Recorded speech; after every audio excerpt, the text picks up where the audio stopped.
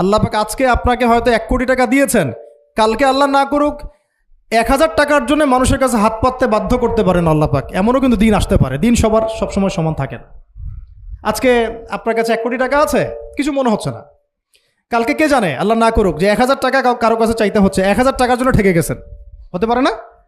তো রিজিককে মানুষ তাজিম না করলে রিজিক দূরে চলে যায়। দুটো বিষয় খেয়াল রাখবেন, দুটো বিষয়। এক হচ্ছে মাঝে মাঝে মনের মধ্যে কিছু আমল করার ইচ্ছা আসে না?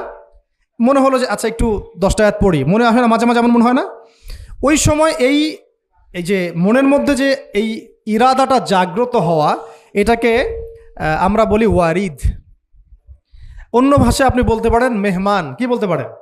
এটা আল্লাহর পক্ষ থেকে আপনার কলবের মধ্যে মেহমান হিসেবে এসেছে।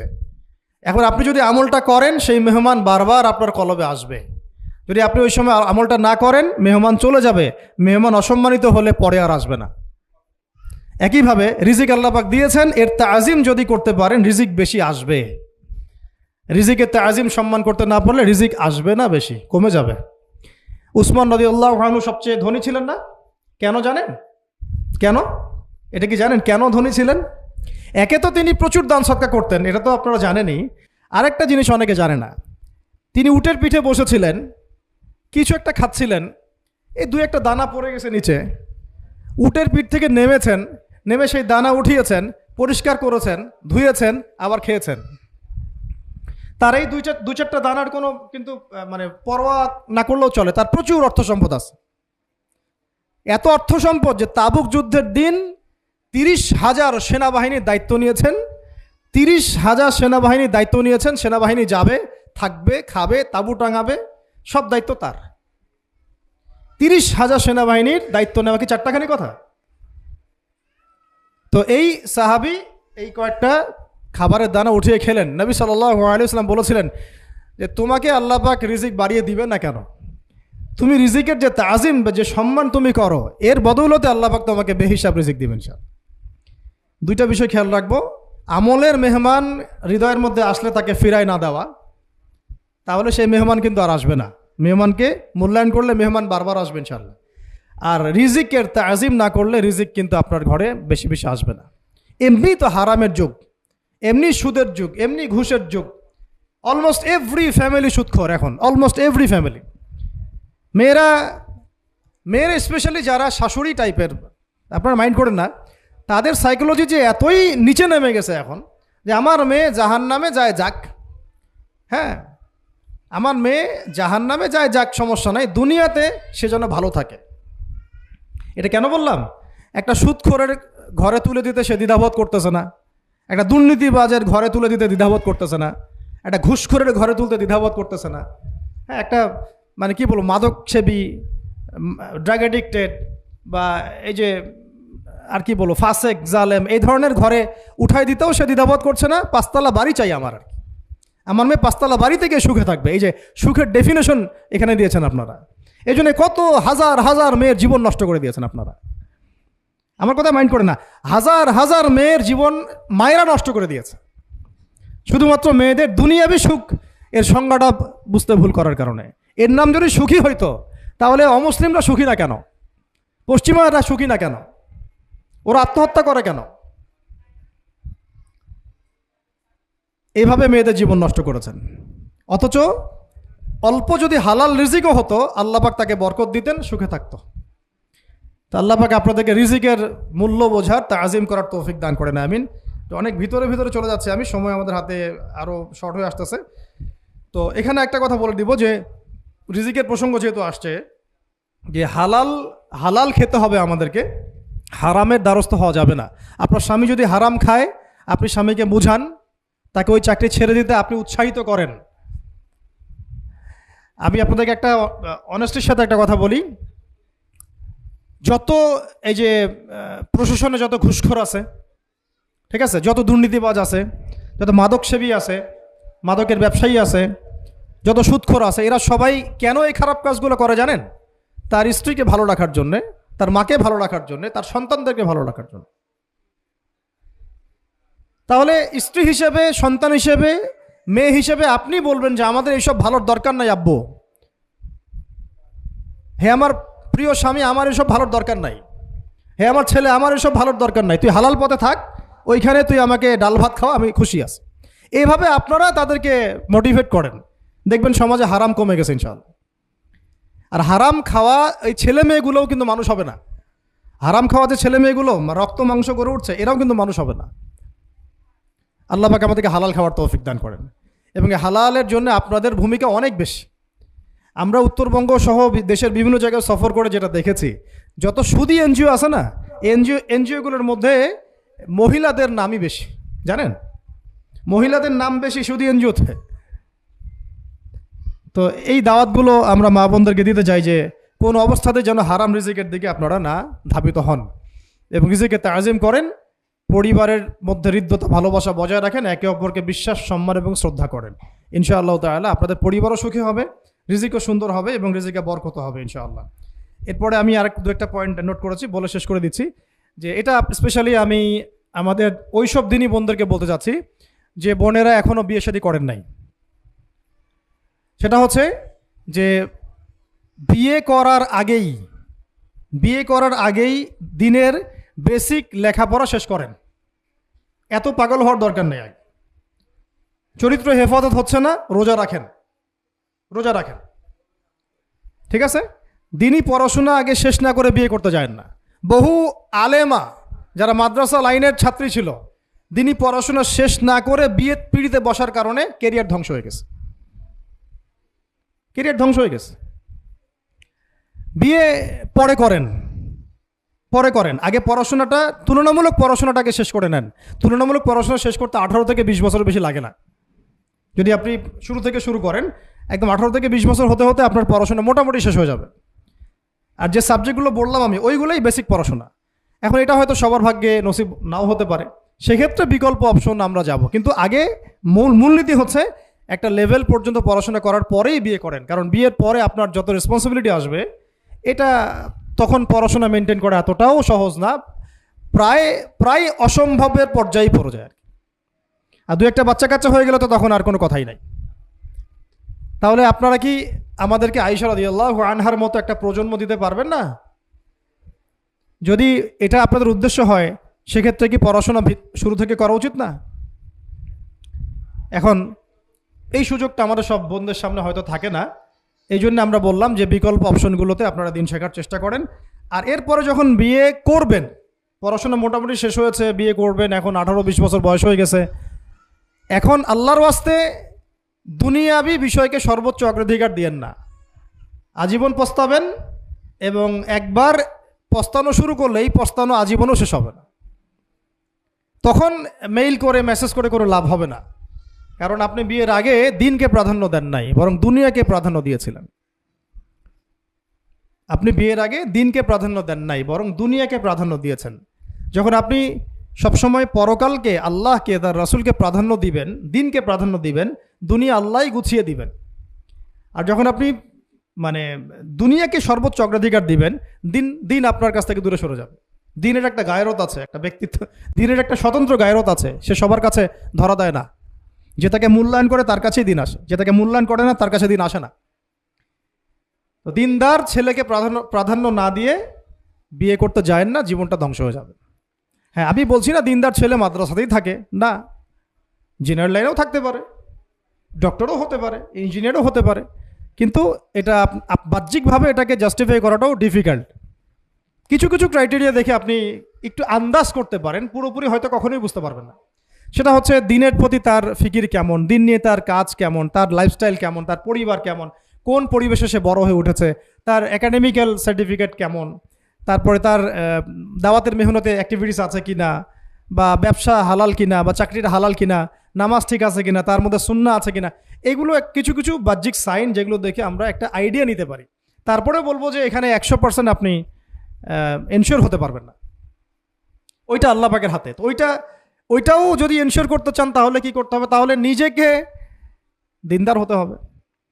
আমি নিজে যদি ভালো দিনদার হই, তাহলে ইনশাআল্লাহ আল্লাহ পাক আমাকে দিনদার স্ত্রী দিবেন। নিজে দিনদার না, তাহলে কি রেডিমেড দিনদার ছেলে আসবে? কখনোই আসবে না। দোয়া করতে হবে, রব্বানা হাব লানা মিন আজওয়াজিনা ওয়া যুররিয়াতিনা কুররাতা আয়ুন ওয়াজআলনা লিল মুত্তাকিনা ইমামা। দোয়া করতে হবে যে রব্বি হাবলি মিনাস সালিহিন, রব্বি হাবলি মিন লাদুনকা যুররিয়াতান তাইয়্যিবা ইন্নাকা সামিউদ দুআ। এই বিষয়গুলো দেখে খেয়াল রাখবেন। আর শরীয়তের মেজাজ মাথায় রাখা। শরীয়তের মেজাজের কথাটা আজকে এই জন্য বলছি যে আমরা আমাদের দেশে যে প্রবলেমটা দেখি, ইসলামের পূর্ণাঙ্গ বিষয়গুলো মানুষ মাথায় রাখতে চায় না। ইসলামে যেমন নামাজ, রোজা, হজ, যাকাত আছে, ইসলামে কিন্তু দাওয়াত, তাবলিগ, জিহাদও আছে, তাই না? ইসলামে কিন্তু শরিয়া আইনও আছে, হুদুদ, কিসাস আছে, ইত্যাদি আছে। আমাদের সমাজে দেখেন নামাজ শব্দ পরিচিত কিন্তু কিসাস শব্দ পরিচিত না। কিসাস মানে কয়জন জানেন যে কিসাস শব্দ অর্থ কি? অনেকেই জানে না। কিন্তু কিসাস একটা কোরআনের একটা ফান্ডামেন্টাল বিধান যে কেউ যদি আপনার চুরি করে হাত কেটে ফেলতে হয়, কেউ যদি ব্যভিচার করে বেত্রাঘাত করতে হয়, বিবাহিত হলে রজম করতে হয়, কেউ যদি মোরতাদ হয় তারও মৃত্যুদণ্ড শাস্তি আছে, কেউ শাতেমে রাসূলকে গালি দিয়েছে তারও মৃত্যুদণ্ড আছে। এরকম অনেক বিধান আছে, হুদুদ এবং কিসাস আছে। হত্যার বদলে হত্যা, চোখের বদলে চোখ, জানের বদলে জান। আমাদের সমাজে এগুলো পরিচিত না। নামাজ পরিচিত কিন্তু, তাসবিহ তাহলিল পরিচিত, ঠিক আছে? এরকমই সমাজেও বহু বিবাহ এটা অপরিচিত। হ্যাঁ, আপনি একটা বিয়ে করে বাইরে 4টা 5টা 6টা মেয়ের সাথে খারাপ সম্পর্ক করলে সমাজ এটাকে প্রমোট করে, এটাকে কাছে আসার গল্প নাম দেয় আর কি। কিন্তু একটা মেয়ের পুরো জীবনের রেসপন্সিবিলিটি আপনি নেবেন হালালভাবে, তখন সমাজ আপনাকে বাঁকা চোখে দেখবে এবং বিতর্কিত করবে। তো আমরা এখনও ওই ইসলামের ওই মেজাজে যাইতে পারি নাই। আমার মেয়েকে বড় করার সময় এটা তার মাথায় ছোট থেকে দেওয়া উচিত যে হ্যাঁ, ইসলামে কিন্তু বহু বিবাহের ব্যাপারও আছে, ওকে ওইভাবেই ওই মেজাজেই বড় করা উচিত। এখানে আরেকটা প্রশ্ন আসতে পারে যে এটা তো ঐচ্ছিক। অবশ্যই ঐচ্ছিক, কেউ চাইলে করতে পারে, কেউ চাইলে নাও করতে পারে, সবার উপর এটা ফরজ না, কখনোই না। এবং এটাকে আমরা বড় স্কেলে এটাই সুন্নত এটাও বলতে পারবো না। ওইটা একটা নির্দিষ্ট প্রেক্ষাপটে অ্যাপ্লাই করার বিষয় ছিল। যেমন উহুদের যুদ্ধ হয়ে গেছে, অনেক মেয়ে এতিম হয়ে গেছে, এখন এই মেয়েগুলোর দায়িত্ব কে নিবে? বহু বিবাহের ব্যাপারটাতে আসলো তখন সূরা নিসার আয়াত যে তোমরা এখন পছন্দ হলে মাসনা সুলাসা রুবা করতে পারো। এটা কাউকে ফরজ করা হয় নাই, কারো উপরে ফরজ করা হয় নাই। যার সামর্থ্য আছে তোমরা করতে পারো, খালাস। ওই মেয়েগুলোর দায়িত্ব নিয়ে নেওয়া হলো রাষ্ট্রীয়ভাবে, এবং তারা সম্ভ্রম পেল, সম্মান পেল, গার্ডিয়ানশিপ পেল, তাদের সমস্ত অধিকার ফিরে পেল। এটা ইসলামের একটা বিধান আছে। একেবারে এটাকে বাদ দিয়ে এটাকে অস্বীকার করা, কুফরি করলে কিন্তু কোরআনের সাথে আপনার কুফরি হয়ে যাবে। আপনার নিজস্ব রুচিবোধ থাকতে পারে যে আমি এটাকে পছন্দ করি না, সেটা আপনার ডিসিশন, এটা কোনো সমস্যার কিছু নাই। এমনকি ইসলাম আপনাদেরকে বলেছে যে মেয়ের অনুমতি ছাড়া তাকে বিয়েও দেওয়া যাবে না। সবার নিজস্ব জায়গা থাকতে পারে, কিন্তু ইসলামের প্রত্যেকটা বিধানকে মাথায় রাখা যেটা ইসলামের একটা অংশ। না হলে আমরা অনেক সামাজিক সমস্যার সমাধান দিতে পারবো না। বাংলাদেশে এখন 6 লক্ষ মেয়ে আছে যারা এতিম, অবিবাহিতা, বিধবা, আরও বেশি। আমরা রাষ্ট্রীয়ভাবে তাদের কোনো ব্যবস্থা করতে পারবো না, সম্ভব না। তো এইখানে মেয়েদেরকে, যেহেতু মেয়েদের মধ্যে আমি কথাগুলো বলছি, এই জন্য আমি এই কথাটা টাচ করলাম যে ইসলামের পূর্ণাঙ্গ বিষয়গুলো আমাদের মাথার মধ্যে রাখা, যে আমাদের যেন এমন কোনো বিষয়কে অস্বীকার করে না বসি যেটা আবার আমাকে ইমান থেকে বের করে দিবে। আমার নিজের আমল না হতে পারে, আমি নিজে সেটা পছন্দ না করতে পারি, বা আমার মতামত থাকতে পারে, সেটা আলাদা ইস্যুস। কিন্তু ইসলামের বিধানগুলোকে আমরা কোনোভাবে যেন ডিনাই করতে না যাই, এটা আমাদের মাথায় রাখতে হবে। আর এটা সমাজের কল্যাণের জন্যই আল্লাহ রাব্বুল আলামিনের পক্ষ থেকে একটা এখতিয়ার দেওয়া হয়েছে। আর 2টা বিষয় বলে শেষ করে দিচ্ছি, সেটা হচ্ছে ওই যে ইলমের কথা বলেছিলাম শুরুতে, এর সাথে আমি আমার ব্যক্তিগত জীবন থেকে বলছি, আর 3টা জিনিস ইলমের সাথে খুব বেশি কানেক্টেড, এটা মাথায় রাখবেন। একটা হচ্ছে আদব। একটা কি? আদব। আদব রক্ষা করতে না পারলে ইলম অর্জন করতে পারবেন না। তাই আদব রক্ষা করার জন্য আমাদেরকে ওই জেনারেল লাইনে পড়াশোনার মেজাজটা ত্যাগ করে আসতে হবে। আমরা ওইখানে যে মেজাজে পড়াশোনা করি, ওই মেজাজটা আমাদেরকে একটু কর্পোরেট হতে শেখায়। মানে আমি বেতন দিয়েছি 500 টাকা, আমি 500 টাকার ক্লাস পাইলাম না কেন, তাই না? মেজাজটা এরকম আর কি। অথচ এখানে ওস্তাদের দোয়া নেওয়ার জন্য আমাদেরকে সিরিয়ালে দাঁড়িয়ে থাকতে হবে। এটা হচ্ছে এই প্ল্যাটফর্ম, এটা হচ্ছে ওই অন্য জায়গা। এখানে একজন নবী হয়েও মুসা আলাইহিস সালাম যুগের পর যুগ হাঁটছেন এমন একজন ব্যক্তির সাক্ষাতের জন্য যিনি তার চেয়ে বেশি জ্ঞানী, তার নাম খিদর আলাইহিস সালাম, যিনি তাকে সাথে নিতে চাচ্ছেন না। তিনি বলছেন যে ইন্নাকা লান তাস্তাতিআ মাইয়া সাবরা, তুমি তো আমার সাথে ধৈর্য ধরতে পারবে না। কিন্তু মুসা আলাইহিস সালাম তারপরও চললেন, বারবার প্রশ্ন করলেন, কিন্তু শেষ পর্যন্ত সম্পর্ক কিন্তু নচ্ছেদ হয়ে গেল। মনে আছে কি? হাদিস সূরা কাহফের কথা বলছে। তো এটা হচ্ছে এই ইলমের জায়গাটা এমন একটা ইলমের জায়গা যেখানে আদব রক্ষা না করলে ইলম পাওয়া যাবে না। আরেকটা বিষয় হচ্ছে তাসকিয়া, ইলম অর্জন করে ওস্তাদের কাছ থেকে দোয়া নেওয়া এবং আত্মশুদ্ধি অর্জন করা। মনের মধ্যে কোনো হিংসা না রাখা। আমাদের সবার এখন মনের মধ্যে যে হিংসা দিয়ে ভর্তি, হিংসাগুলোকে ছেড়ে দেন, মন বড় করে ফেলেন, আল্লাহর জন্য ছেড়ে দেন, হিংসা ত্যাগ করেন, গীবত করা বন্ধ করে দেন, অপবাদ দেয়া তো একেবারেই নিষেধ। পরশ্রী কাতরতা ছেড়ে দেন, মনটাকে একদম খালেস করে রাখেন। একজন সাহাবী সম্পর্কে নবীজি বলছেন, এই যে এখন যে সাহাবী ঢুকবে মসজিদে ও জান্নাতি। সবাই আগ্রহ নিয়ে বসে আছে, কে এসে ঢুকলেন জান্নাতি। পরের দিনও সেম কথা, এখন যে ঢুকবে সে জান্নাতি। সেম সাহাবী ঢুকলেন, পরের দিনও সেম কথা, এখন যে ঢুকবে সে জান্নাতি।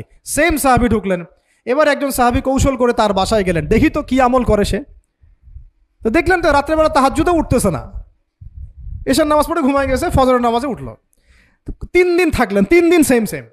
তখন তিনি বললেন, আচ্ছা ভাই, তোমার ব্যাপারে নবীজি এরকম মন্তব্য করেছেন, তোমাকে তো এমন কোনো খাস আমল করতে দেখলাম না। তো তিনি বলছেন, আচ্ছা একটা বিষয় হতে পারে, আমি অত বেশি আমল হয়তো করি না, কিন্তু আমি যখন ঘুমাতে যাই আমি সবাইকে মাফ করে দিয়ে ঘুমাই। মন ফ্রেশ, মনটা থেকে সব বের করে দেওয়া, এটা তাসকিয়া, এটা ইলমের সাথে সম্পৃক্ত। আল্লাহ পাক আমাদের সবাইকে এই বিষয়গুলো বোঝার তৌফিক দান করেন, আমিন। আর এরপরে আমি বলবো যে সন্তান প্রতিপালনে যত্নশীল হন, কারণ এরপরে তো আমাদের অ্যাসেট তারাই। এবং মেয়েদেরকে আমি বলবো যে আপনারা বেশি বেশি সন্তান নেবেন। কে শিখাইছে একটা বাচ্চা নিতে হবে, 2টা বাচ্চা নিতে হবে? এগুলো বোগাস কথাবার্তা পশ্চিমারা শিখাইছে। আর নবী সাল্লাল্লাহু আলাইহি ওয়াসাল্লাম কি বলেছেন? আমি সেই নারীদেরকে নিয়ে গর্ব করব যেই নারীরা বেশি বেশি সন্তান জন্ম দিতে পারে। আমি আমার উম্মতের সংখ্যা নিয়ে গর্ব করব। হ্যাঁ, সবার ফিজিক্যাল কন্ডিশন এক না হতে পারে, কিন্তু এই মানসিকতাটা ত্যাগ করতে হবে যে আমার একটাই, 2টি সন্তানের বেশি নয়, একটি হলে আরও ভালো হয়। এইসব পশ্চিমা তন্ত্রমন্ত্র বন্ধ করতে হবে, ঠিক আছে? এরপরে বলবো যে মিডিয়া দিয়ে, আচ্ছা, এই সন্তান প্রতিপালনের ক্ষেত্রে একটা কথা বলে দেই যে প্যারেন্টিংয়ের অনেক বই বাজারে বের হয়েছে, প্যারেন্টিং টিপস আছে। এই প্যারেন্টিংটা নিয়ে আলাদা ইনশাল্লাহ একদিন সেশন করবো, এখানে অনেক কথা বলার আছে। সন্তান প্রতিপালন একটা শিল্প, সন্তান প্রতিপালনটা একটা শিল্প, খুব ধৈর্যের কাজ, সবরের কাজ, লেগে থাকার কাজ। সন্তানকে সময় দেওয়া, ওর খাবারের দিকে খেয়াল রাখা, ওর মানসিকতার দিকে খেয়াল রাখা, ওর ফিজিক্যাল অ্যাক্টিভিটিস দিকে খেয়াল রাখা, ওর মানে আত্মা দূষিত হয়ে যাচ্ছে কিনা এটা খেয়াল রাখা, ওর ভালো একাডেমিক পরিবেশ নিশ্চিত করা, ভালো ওস্তাদ দেওয়া, ওর সাথে মেশা, ওকে আদর করা, অনেক কিছু আছে। এটা নিয়ে ইনশাল্লাহ আমরা একদিন আরেকটা সেশন করবো ইনশাল্লাহ। তো সন্তান প্রতিপালনের সাথে আমি বলবো যে প্রচলিত যে মিডিয়াগুলো, এই জি বাংলা, স্টার জলসা, এই যে পিছনে লেখা আছে যে অপসংস্কৃতি, এক কথায় বিজাতীয় অপসংস্কৃতি, এই মিডিয়াগুলো বাসা থেকে বন্ধ করে দেন বা একেবারে। টেলিভিশনের দরকার নেই বাসায়। অনলাইনে আমরাও কিছু কিছু ক্ষেত্রে আসলে আমরাও অনলাইনের মধ্যে ডুবে গেছি। আমি নিজেও ফিকির করছি, চেষ্টা করছি এখান থেকে বের হওয়ার জন্য। আপনারাও বের হন, মানে প্র্যাকটিক্যাল জীবনে আসেন। এটা একটা ভার্চুয়াল জগৎ, এখান থেকে আমরা যা দেখি এটা আমাদের মাথার মধ্যে প্রভাব বিস্তার করে। বহু সামাজিক ঘটনা এবং পারিবারিক অঘটন এই ফেসবুক, ইউটিউব থেকে হচ্ছে। এই কন্টেন্টগুলো দেখা আমাদেরকে বন্ধ করতে, বাস্তবতার সাথে এগুলো কোনো সম্পর্ক নাই। আমাদের কিতাব পড়ার অভ্যাস বেশি করে বাড়াতে হবে, ওস্তাদদের সহবতে যাওয়া, আমল করা, কান্নাকাটি করা, দোয়া করা, ইস্তেগফার করা, আল্লাহর সাথে কানেকশন।